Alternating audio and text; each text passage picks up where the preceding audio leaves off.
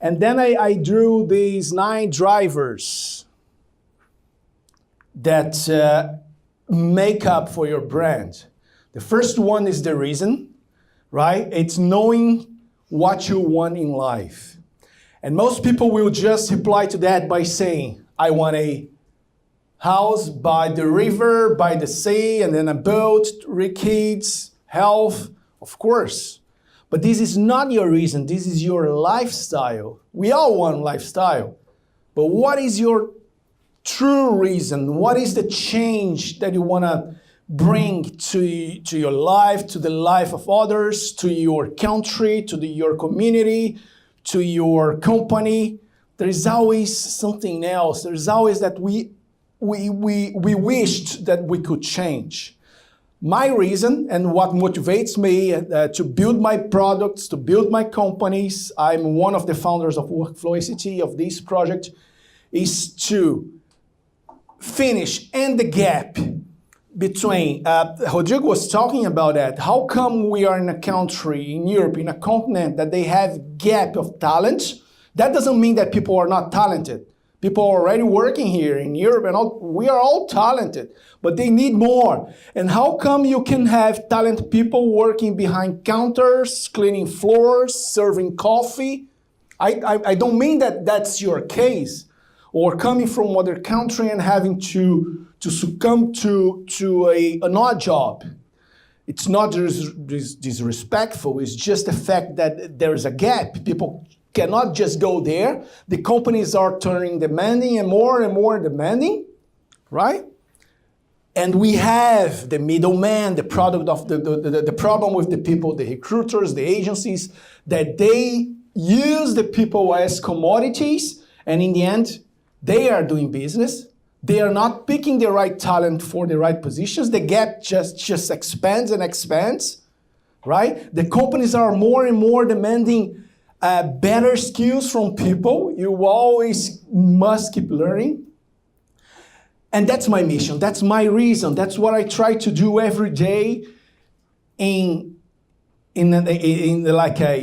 essence, to have people finding jobs or getting to a new job immediately after they engage with a company, or when if they are in business, if they are trying to sell, because there's a need, there's a demand for it, and the people are available. I mean, willing to move, to get better jobs, get better, work, fill those gaps. And I do believe that if I build products, I'm always out there, confronting the agencies and all. And I do believe that I can make a dent, and that I can. And I have cases that I'm improving here with people who get into our programs that we are able to do that, as long as we teach them how to develop their brands, how they can turn into brands, how they can develop their reason in a sense that, okay, that's what I really want, and that's what I'm gonna be moved by every day, and I'll making up time for the things that are really important for me. So that's my reason. That's what I believe that's gonna happen. Call me crazy, and if you call me crazy, I do believe that I'm in the right track, because crazy things they do happen, right? You can have your minds are probably going around on many cases and examples of crazy people who did crazy things for us. The second is communication. If you are not able to communicate, so a little bit more about what Rodrigo was saying, or pumping up your chest and saying what you want to say, or forgetting about doing mistakes. I already did a few mistakes here. I just don't care about these mistakes, because that keeps pushing me. I didn't know English before. I didn't know how to do that. Last week, I spoke for the first time for more than 100 people. It's a small number, but 1 year ago, I was talking to a group of 3-4 people probably in the same room, in the same neighborhood. So that's because I kept pushing me, investing in the way that I was communicating with people. Okay, and then we'll talk. One of the drivers is the consistency, keeping the message, and people will relate your message to yourself.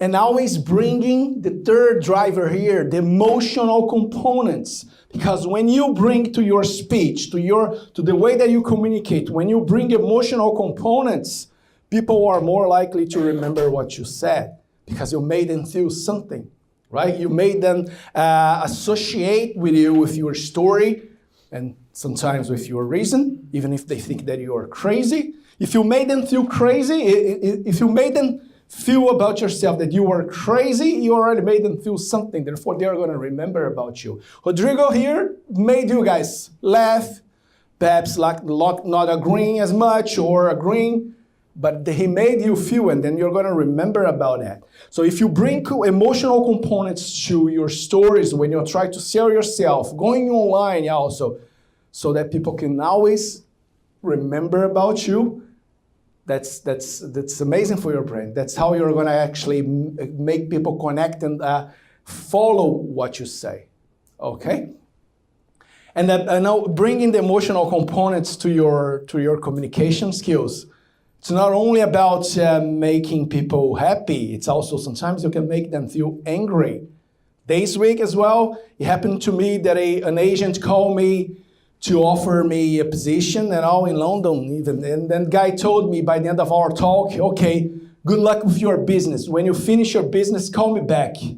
So fuck it, sorry. But he was actually wishing for me to fail so that I could become a commodity of his agency again.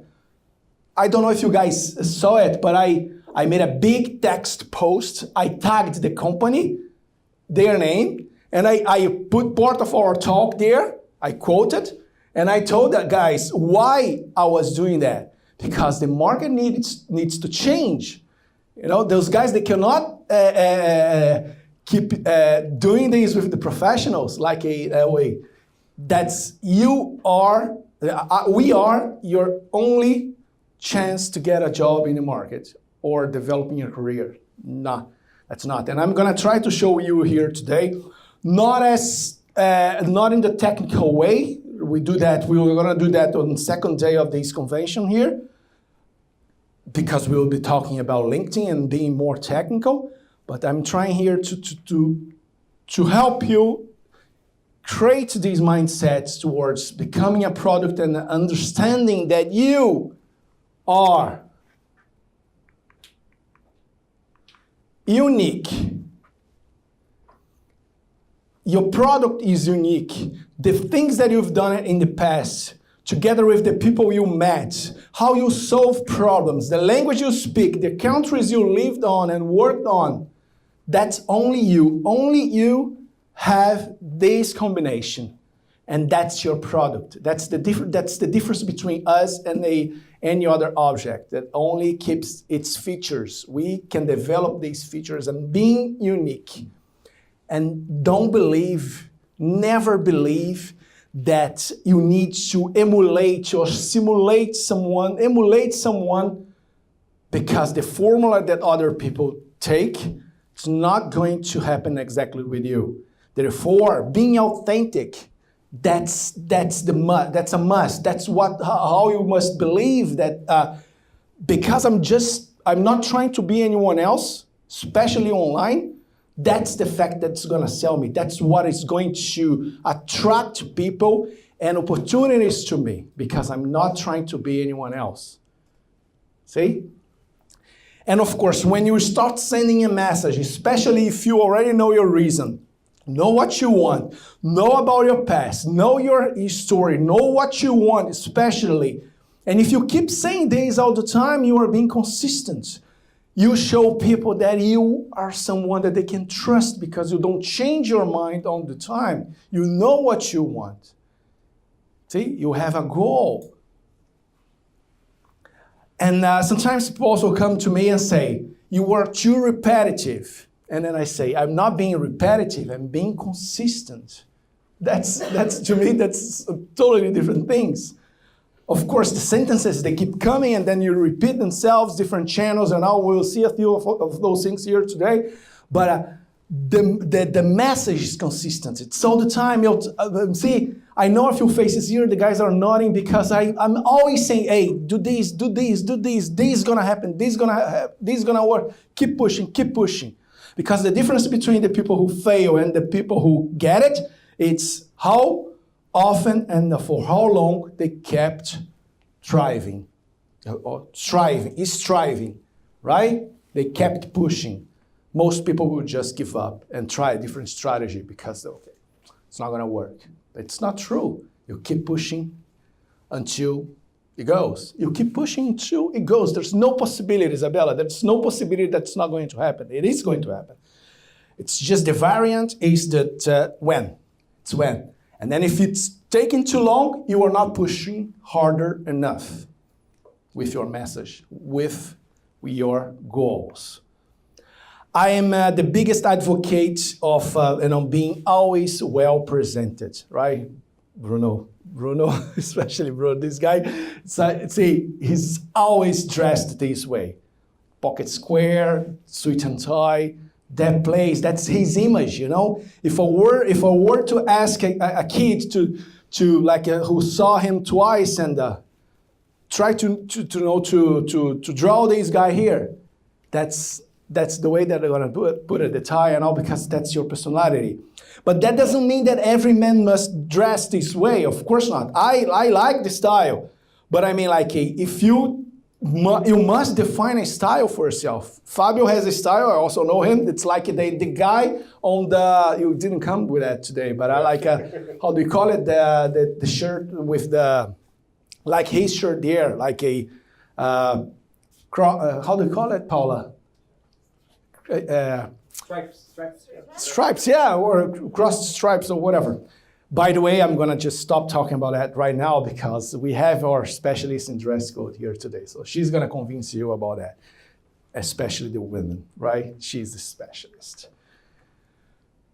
And then accessibility. You'll be online, you're a brand, people will follow you. You're going to be it's going to be your job to talk to people all the time. Be accessible because people give up on you really quick if you don't reply.